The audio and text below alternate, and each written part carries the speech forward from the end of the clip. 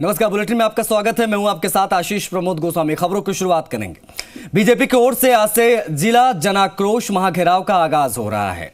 प्रदेश के सभी 33 जिलों में आने वाले 5 अप्रैल तक महाघेराव जारी रहेगा। इस अभियान का भरतपुर से आगाज हो रहा है। बीजेपी कांग्रेस सरकार में किसान कर्जमाफी, पेपर लीक, बिगड़ी कानून व्यवस्था, महिलाओं के खिलाफ बढ़ते अपराध आदि मुद्दों को लेकर कलेक्ट्रेट का महाघेराव करेगी।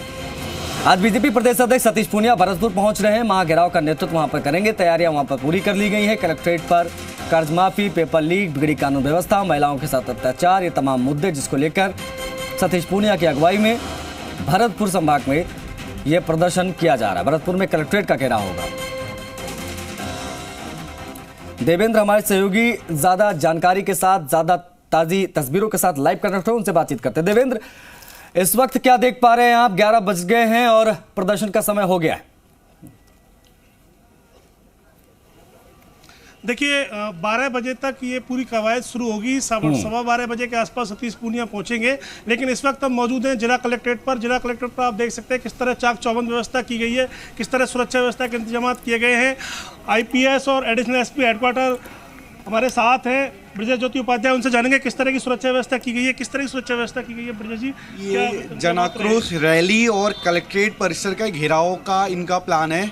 हम उसके लिए अपनी सुरक्षा व्यवस्था लगा रखे। हमने ट्रैफिक चौराहे पे भी लगा रखा है, हमने बैरिकेडिंग कर रखी है एंड हम परिसर का भी बैरिकेडिंग आप देख सकते हो।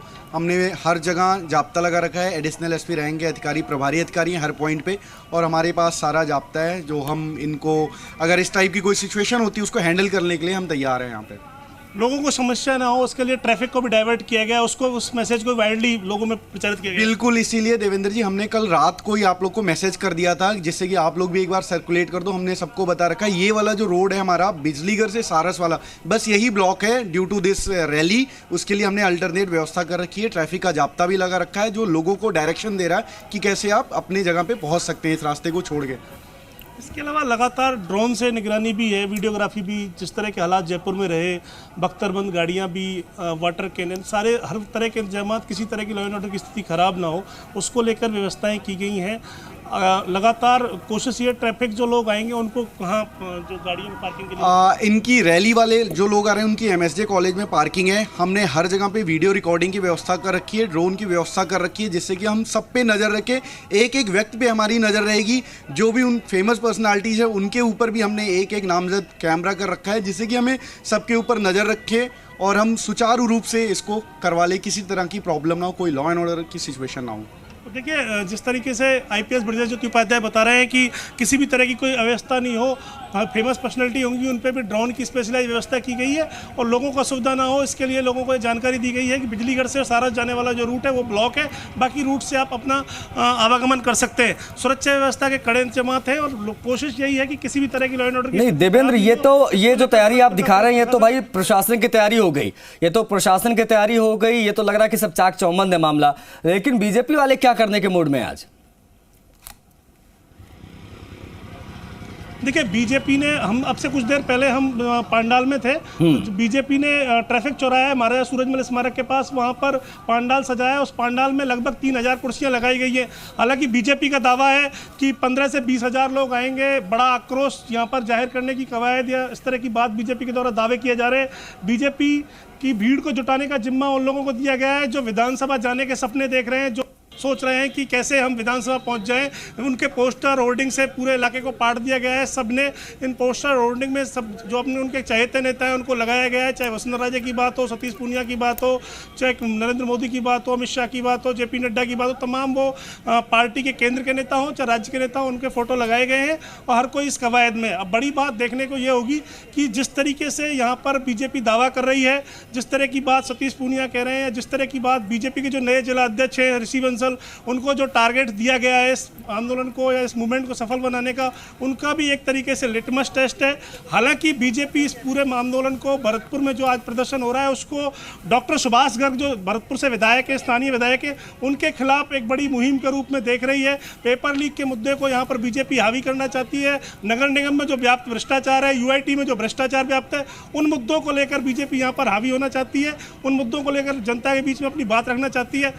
जी जाहिर तौर पर देवेंद्र, और बात अगर हम राजनीतिक मौजूदा स्थिति की करें तो जैसा कि आपने बताया कि यहाँ पर बीजेपी की दाल गलनी बहुत मुश्किल रही है हमेशा से, और इस वक्त भी कोई भी विधायक बीजेपी के नहीं है। अब ऐसे में क्या ये मान लिया जाए कि बीजेपी इस पूरे कार्यक्रम के माध्यम से, इस प्रदर्शन के माध्यम से, और जो रणनीति और दशा दिशा बनाई गई है, इसका अल्टरनेटिव टारगेट है कि ये पूरे प्रदर्शन को आने वाले चुनाव में इनकैश कराया जाए वोटों के माध्यम से? अगर ऐसा है तो आपको जमीन पर यह कितना कारगर होता नजर आ रहा है मौजूदा परिदृश्य के हिसाब से? देवेंद्र, देखिए, बीजेपी चाहती है कि किसी तरीके से 2013 में बीजेपी में 5 सीटों पर बीजेपी यहाँ पर काबिज थी। सिर्फ डी कुमेर को छोड़कर सभी सीटें बीजेपी के खाते में थी। 2003 की बात करें, 2008 की बात करें, तब भी बीजेपी यहाँ पर थी।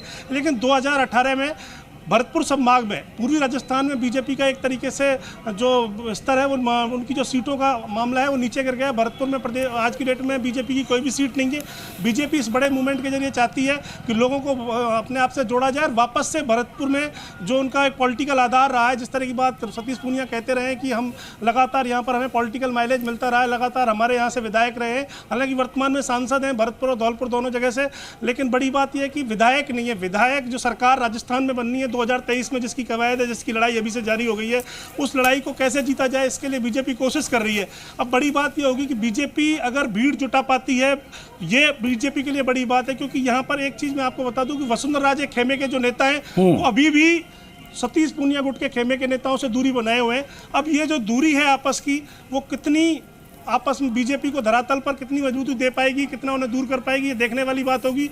निश्चित रूप से बीजेपी को भरतपुर में बड़े, हालांकि दावे भले ही कर रही हो बीजेपी की हम भरतपुर संभाग में वापसी कर लेंगे, लेकिन अभी जो वर्तमान हालात हैं उनको देखते हुए लगता नहीं है। संगठन को नए तरीके से खड़े करने की कवायद हुई है, लेकिन फिर भी जिस तरीके से भरतपुर में जो प्रेजेंट में जिस स्थिति है, सातों की सातों सीट चाहे 5 कांग्रेस के हों और 2 बसपा से जीते हुए लोग हों या सुभाष गर्ग जो आरएलडी से हों, तो निश्चित रूप से कहीं ना कहीं जिस तरीके से कांग्रेस या कांग्रेस के सहयोगी दलों का जिस तरह दबदबा यहाँ पर है, उसको तोड़ने के लिए बीजेपी को पहले जनबल और जो जनता है उसको अपने साथ जोड़ना होगा। उसमें कितनी कामयाब होती है ये देखने वाली बात होगी।